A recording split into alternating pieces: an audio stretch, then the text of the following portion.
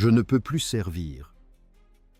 Lorsque le roi Charles III prononça ces mots, l'atmosphère à Buckingham Palace ne se contenta pas de se glacer. Elle devint glaciale. Point d'explosion de douleur, point d'appel frénétique aux médecins. Un silence si pesant s'installa qu'il sembla couper le souffle aux hauts dignitaires et aux membres de la famille présents. Ce n'était ni une pause, ni un repli, ni un congé temporaire pour raison médicale. C'était le début silencieux et douloureux d'une abdication à laquelle la Grande-Bretagne n'était fondamentalement pas préparée. Les révélations explosives qui circulent actuellement au sein des cercles les plus intimes du pouvoir britannique laissent entrevoir une réalité bien plus sombre que les communiqués officiels. Des sources royales murmurent désormais que le cancer du roi n'est pas seulement une épreuve, mais un obstacle insurmontable, incurable et destiné à marquer la fin de son histoire. Charles était assis devant la déclaration officielle, mais le bureau en acajou ne lui semblait plus être un siège du pouvoir. Il lui paraissait être un autel du sacrifice. L'abdication, selon la brutale clarté de la Constitution britannique, signifie qu'un souverain choisit de renoncer au trône avant de mourir. C'est la rupture ultime du mythe de la continuité. Charles leva son stylo-plume, le maintint un instant au-dessus du parchemin, puis le reposa. Il ne signa pas. Le petit clic métallique du stylo sur le bureau résonna dans la pièce comme un coup de tonnerre. Le cadre d'abdication, feuille de route confidentielle et cruciale pour la transition du pouvoir, restait non signé, mais l'intention s'était déjà répandue dans la pièce comme un fantôme qu'on ne pouvait déloger. Pour Charles, c'est le paradoxe fondamental de toute une vie. Il est l'homme qui a passé 73 ans dans l'antichambre de l'histoire, se préparant jour après jour à un rôle qu'il a finalement obtenu pour découvrir que son corps a trahi la promesse que son esprit s'était efforcé de tenir. Il paraissait plus vieux à cet instant, le masque cérémoniel de la monarchie, arraché pour révéler un homme pris au piège de sa propre mortalité. La reine Camilla l'observait de l'autre côté de la pièce, sa main se crispant sur l'accoudoir de son fauteuil, jusqu'à ce que ses jointures blanchissent. Elle comprenait que Charles ne renonçait pas seulement à une position. Il confessait que la couronne était devenue plus lourde que ses os. Il abandonnait la seule chose qu'on lui avait présentée comme son destin depuis sa naissance. William, désormais prince de Galles, mais déjà pressenti pour le rôle de souverain, ne leva pas les yeux. Il garda le regard baissé, faisant preuve d'une discipline terrible. Il ne pleurait pas encore un roi. Il pleurait un père brisé par une fonction qu'ils avaient, tous deux, cru être leur plus grand honneur. Catherine, à l'écart, sentit le changement d'atmosphère. L'histoire n'était pas seulement entrée dans la pièce, elle avait pris place à table. La succession, autrefois un projet lointain et théorique, était devenue une réalité immédiate et suffocante. La nostalgie de l'époque élisabéthaine avait disparu, remplacée par le crépuscule d'un règne à peine commencé, qu'il s'achevait déjà.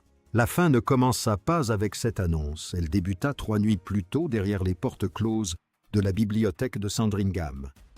Charles avait assisté à ce qui devait être une simple réunion d'information constitutionnelle, mais il se retrouva face au mémorandum de continuité, un document détaillant les exigences légales d'une régence. Une fois que l'on a pris conscience noir sur blanc de l'obsolescence de sa propre institution, il est impossible de faire comme si de rien n'était. Le roi comprit que s'il tardait trop, la monarchie paraîtrait faible. S'il restait jusqu'à n'être plus qu'une ombre, il ferait subir à Guillaume exactement ce qu'il redoutait, lui léguer une institution fracturée et exsangue. La monarchie repose sur l'illusion d'une force inébranlable et constante. L'hésitation est la seule chose qui lui soit fatale. Dans les jours qui suivirent, le palais se transforma en un champ de bataille silencieux où s'affrontaient les priorités. La princesse Anne, la force de caractère de la famille, arpentait les couloirs avec le pragmatisme froid de celle qui savait que la couronne primait sur l'individu. Elle avait déjà été informée. Elle avait déjà pris connaissance du calendrier Anne ne chercha ni la douceur ni une épaule sur laquelle pleurer. Elle dit la vérité. Lorsqu'elle entra dans la pièce où se trouvait Camilla, la tension était palpable. Anne posa la question que personne d'autre n'osait formuler. « Sommes-nous en train de le sauver, lui, ou de sauver votre position ?» Camilla, blessée et farouchement protectrice, plaidait pour la dignité et le temps. Elle insistait sur le fait que Charles n'était pas un dossier à traiter, ni un règne à clore, selon un calendrier. Elle croyait que l'amour exigeait de la patience. Mais Anne, toujours fille de la défunte reine, comprenait que l'amour sans vérité devenait une forme de contrôle. Les principaux conseillers du palais, les hommes en costume gris, qui gèrent Evetown, les rouages de l'État, avaient déjà pris connaissance des rapports internes. Ils connaissaient le risque d'instabilité nationale. La nation avait besoin d'un point d'ancrage stable, inébranlable, au gré des rapports médicaux. La bataille pour la succession avait commencé et l'enjeu n'était pas seulement le trône, mais la survie même de la maison de Windsor. Alors que la machine de la transition, s'accélérait, le prince William se retrouva au cœur d'un coup d'État silencieux.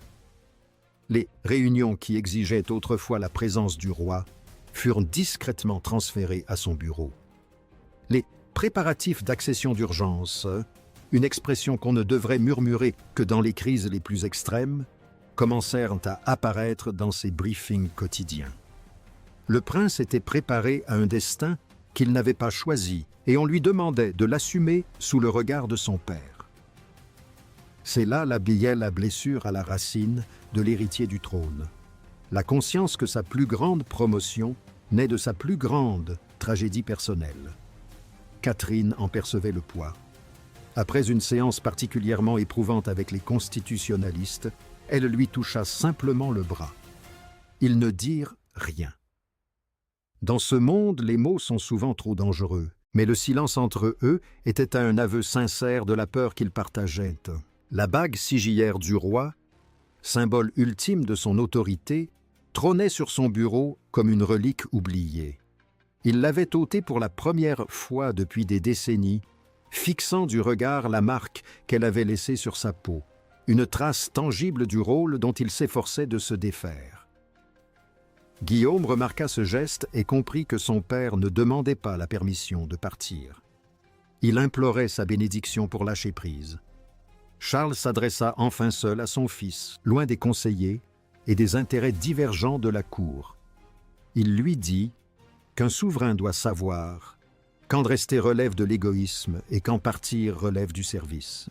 « Je n'ai pas abandonné la couronne », écrira plus tard le roi dans une ébauche privée de son discours d'adieu, « je l'ai rendue avant qu'elle ne me brise ». Le public, bien sûr, fut le dernier à connaître toute l'ampleur du bouleversement. Lorsque les premiers gros titres parurent, « Le roi se retire », la Grande-Bretagne découvrit une réalité bien différente. Il ne s'agissait pas de la succession naturelle après la longue et brillante vie d'Élisabeth II, mais d'une abdication forcée. Devant les grilles de Buckingham Palace, la foule se rassembla dans un silence plus pesant que n'importe quelle manifestation. Les yeux rivés sur le drapeau, ils guettaient le moindre signe de changement dans la hiérarchie.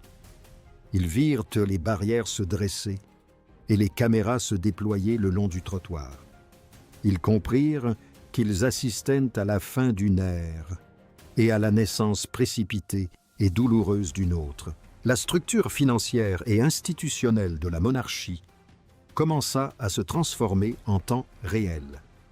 La proïcie, procédure d'abdication comme on l'appelait en interne, se déroula en 3 étapes bien définies: déclaration privée, préparation parlementaire et confirmation publique.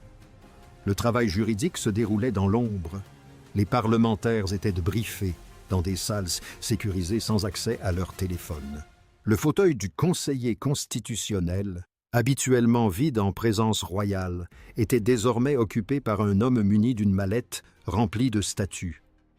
La couronne qui avait survécu à 1000 ans de guerres et de scandales était désormais soumise aux contraintes du système judiciaire. Le rôle de Camilla fut redéfini du jour au lendemain.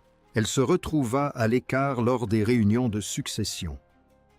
Un secrétaire particulier poli mais ferme lui annonça qu'elle n'était plus autorisée à consulter certains dossiers. L'ombre de l'ancienne ère se refermait sur elle. Et pour la première fois, la reine consort comprit que le pouvoir royal pouvait s'évanouir sans un mot. Elle avait toujours été aux côtés de Charles dans les tempêtes, mais celle-ci, elle ne pouvait la traverser à sa place. Il privilégiait la survie de la monarchie à leur confort commun. C'était le prix ultime et brutal de la couronne. Le premier acte de William en tant qu'héritier légitime ne fut ni un discours ni une cérémonie, mais une promenade privée avec son père dans le parc de Windsor. Ils ne parlèrent ni de politique ni de presse. Ils évoquèrent la solitude du pouvoir. Charles lui confia que tout règne commence par une blessure et que la plus grande force d'un roi réside dans sa capacité à porter cette blessure sans en laisser transparaître les souffrances. William comprit enfin que le départ de son père était en réalité sa plus grande preuve d'amour. Charles avait endossé le rôle du Punchal, roi qui a quitté le trône, afin que William puisse repartir à zéro avec une institution solide et un père encore vivant pour en être témoin. Lorsque le roi s'adressa enfin à la nation, sa voix était ténue mais assurée. Il semblait libéré d'un poids immense. Il n'employa ni le mot « incurable » ni celui de « échec ». Il employa le mot « service ». Il expliqua au pays que la monarchie est une course de relais et que le passage de témoin est l'étape la plus importante. « Je ne peux plus servir », répéta-t-il, mais cette fois, ce n'était pas un aveu de faiblesse. C'était un acte d'autorité. Il maîtrisait sa propre fin. Il choisissait le moment, le lieu et l'héritage. L'amertume de l'abdication plane encore sur la vie britannique. Le roi qui avait attendu 70 ans pour régner avait choisi la vérité plutôt que l'endurance. Il avait compris que la couronne est un fardeau qui exige un engagement total et non seulement une volonté sincère. William s'est tourné vers l'avenir Catherine à ses côtés, animé par la détermination d'un homme qui connaît parfaitement le prix du trône. Camilla est restée auprès de Charles, enfin libérée des artifices du pouvoir, mais vivant dans l'ombre silencieuse de ce qui aurait pu être. Anne, témoin de la situation, a contraint la famille à choisir la couronne plutôt que l'homme. La monarchie a survécu à la révélation de 2026, car elle ne s'est pas effondrée. Elle s'est transformée. Elle a affronté la crise de santé du roi avec la précision quasi cinématographique d'un État moderne. La plume a finalement été signée, le sceau apposé, et le cœur de la nation est passé de père en fils. Charles n'est pas parti en homme vaincu par l'histoire, mais en homme qui a su tirer sa révérence. Il a rendu la couronne avant qu'elle ne l'anéantisse, offrant ainsi à la monarchie la meilleure chance d'un avenir qu'elle n'avait pas encore mérité. L'histoire ne s'est pas terminée par des funérailles, mais par une transition, la protection d'un père, la promesse d'un fils, et l'indéniable vérité que la couronne ne cesse jamais d'évoluer, même lorsque celui qui la porte s'arrête enfin pour se reposer. Ce fut la leçon ultime de celui qui allait devenir roi. Le plus grand service que l'on puisse rendre au trône est de savoir s'en remettre à la couronne. Le roi avait parlé. L'avenir avait répondu. Et tandis que le soleil se couchait sur la Long Walk de Windsor, le silence n'était plus un secret. Il constituait un fondement nouveau, brut et inébranlable pour les années à venir. L'ère de Charles fut courte, tumultueuse et marquée par une honnêteté brutale qui sauva l'institution d'elle-même. Il avait accompli son devoir. Il avait tenu bon. Puis avec une dignité qui réduisit au silence ses critiques à jamais, il s'écarta pour laisser la lumière briller sur la génération suivante. Le roi avait disparu, la couronne demeurait.